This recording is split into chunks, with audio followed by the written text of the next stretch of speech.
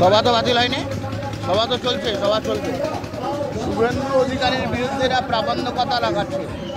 গতকাল বিধানসভার মধ্যে মানে যেভাবে অভব্য আচরণ করেছে, তাহলে যেখানে পারমিশন নাই সেখানে এলে কী ধরনের আচরণ করতে পারে আপনারা নিশ্চিতভাবে গেস করতে পারছেন। এরা পুলিশের একটা অংশ ভালো আছে, শুভেন্দুদা আমাদের বড় নেতা, ওনার কাছে ইন্টারনাল খবর পৌঁছেছে এরা কী করতে চাইছে। স্বাভাবিকভাবে আমরা আমাদের নেতাকে বিব্রত করতে চাই না।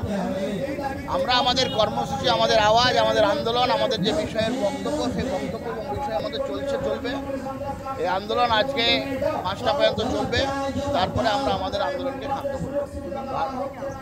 শুভেন্দু অধিকারী তথ্যনাট্যে টুইটার হ্যান্ডেলে কী লিখেছে সেটা আপনারাই জানেন। আমি এখন টুইটার হ্যান্ডেল দেখি, টুইটার হয়তো করি না। তো আমি মনে করি যে আন্দোলনে শুভেন্দু অধিকারীর সমর্থন আছে, এবং গতকালকের পর থেকে যেভাবে পুলিশ শুভেন্দু অধিকারীর পর থেকে লেগেছে, ওনাকে আবার একটা মামলায় জড়ানোর প্ল্যানিং ছিল। সেই জন্য আমরা আমাদের আন্দোলন চালিয়ে যাচ্ছি।